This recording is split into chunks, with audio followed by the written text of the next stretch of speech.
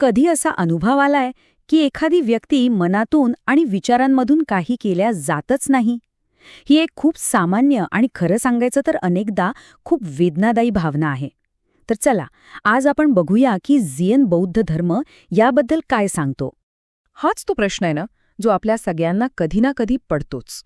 असं का होतं की ती एक विशिष्ट व्यक्ती आपल्या मनात इतकी घट्ट बसून राहते?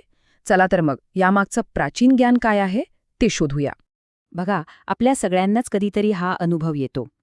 पण गंमत म्हणजे झेन बौद्ध धर्म सांगतो की यामागे ना एक मोठा गैरसमज असतो.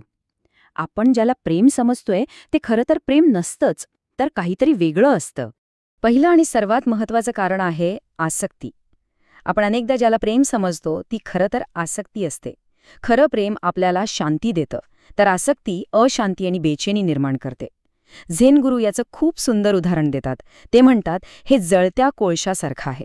जो दुसऱ्यावर फेकायचा इराद्याने तो हातात धरतो ना, तो स्वतःच जास्त भासतो. त्या व्यक्तीचे विचार जर उबदार वाटण्याऐवजी जाळत असतील तर समजून जा, ते प्रेम नाही तर आसक्ती आहे. बरं, आता जरा आणखी खोलवर जाऊया. या सततच्या विचारांच्या मुळाशी जाऊया. आणि इथे येतात कर्म आणि आपल्याच व्यक्तिमत्वाची एक अंधारी बाजू, ज्याला शॅडो सेल्फ म्हणतात. तर दुसरं कारण आहे अपूर्ण कर्म. बघा, बौद्ध तत्वज्ञानात कर्म म्हणजे शिक्षा नाहीये, तर ते एक प्रकारचं अपूर्ण काम आहे, ज्याला पूर्णत्वाची गरज आहे. जेव्हा एखादी व्यक्ती डोक्यातून जात नाही, याचाच अर्थ त्या व्यक्तीसोबत आपला काहीतरी भावनिक हिशोब बाकी आहे. कदाचित त्यांनी आपल्याला दुखावलं असेल आणि ती वेदना आपण कधीच पूर्णपणे अनुभवली नाही, किंवा आपण त्यांना दुखावलं असेल आणि तो अपराध मनात घर करून बसलाय. या व्यक्ती खरं तर आपल्या सर्वात महत्त्वाच्या शिक्षक असतात, पण ते तितकेच आव्हानात्मकही असतात. आणि तिसरं कारण हे आपल्या आतल्या जगाशी म्हणजे आपल्या मानसशास्त्राशी जोडलेलं आहे. आपल्या प्रत्येकामध्ये ना एक शॅडो सेल्फ असतो. म्हणजे काय, तर आपल्या स्वभावाचे असे काही भाग जे आपण स्वतः मान्य करत नाही किंवा आपल्याला आवडत नाहीत. आणि ज्या व्यक्ती आपल्या डोक्यातून जात नाहीत ना, त्या बऱ्याचदा याच आपल्या नाकारलेल्या भागांचा आरसा असतात. त्या आपल्याला आपल्या आतलं तेच दाखवतात जे आपण अजून स्वीकारलेलं नाही. ठीक आहे, आता पुढे जाऊया आणि आपल्याच मनाच्या काही सापड्यांबद्दल बोलूया. हे असे सापडे आहेत जे त्या व्यक्तीला आपल्या मनात आणखी घट्ट पकडून ठेवतात. चौथं कारण आहे भविष्याबद्दलचा आपला अट्टाहास. म्हणजे एखाद्या विशिष्ट परिणामाशी अगदी चिकटून राहणं. म्हणजे कसं, की आम्ही परत एकत्र यायलाच पाहिजे, किंवा मला याचा बदला घ्यायचाच आहे, असे विचार. जेव्हा आपण या अशा कुठल्या तरी एकाच गोष्टीला धरून बसतो, तेव्हा आपलं मन एका दुष्टचक्रात अडकतं. तेच तेच विचार, तीच तीच दृश्य, पुन्हा पुन्हा. आणि आता पाचवं कारण, हे तर बौद्ध विचारांमधलं अगदी मूळ तत्व आहे. आणि ती चूक म्हणजे विचारांशी एकरूप होणं. बौद्ध धर्माची ही शिकवण खूपच महत्वाची आहे, की आपण म्हणजे आपले विचार नाही. आपले विचार हे आकाशातल्या ढगांसारखे आहेत. ते येतात आणि जातात. पण आपण काय करतो? आपण त्या व्यक्तीबद्दलच्या विचारांनाच खरं मानून बसतो.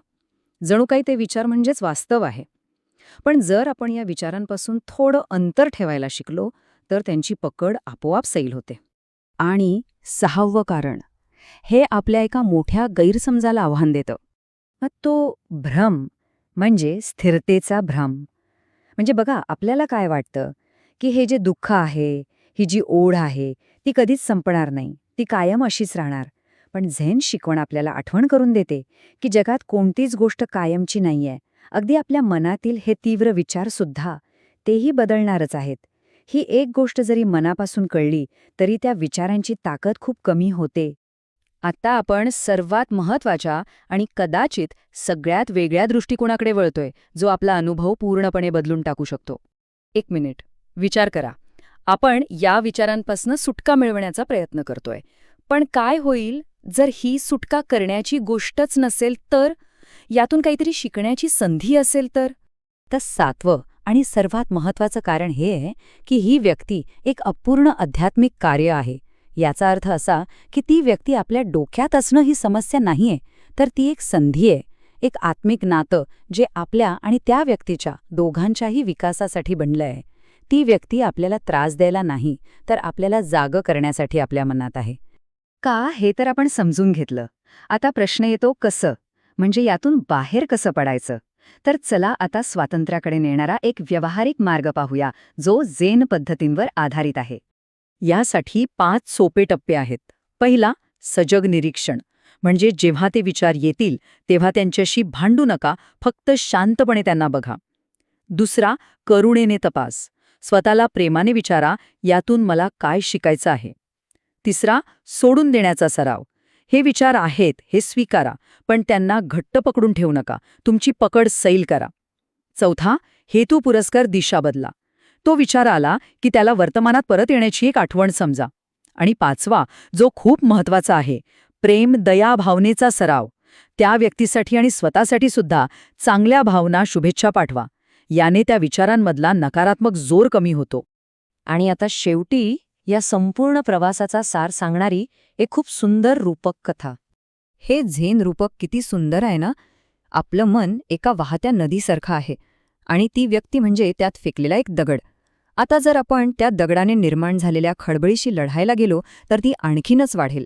पण याउलट जर आपण मनाला शांतपणे वाहू दिलं तर काय होईल?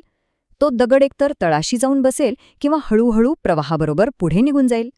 तर आता पुढच्या वेळी जेव्हा ती व्यक्ती मनात येईल तेव्हा हे विचार कसे थांबवू असा प्रश्न विचारण्याऐवजी स्वतःला हा प्रश्न विचारा, ही व्यक्ती मला नक्की काय शिकवण्याचा प्रयत्न करत असेल?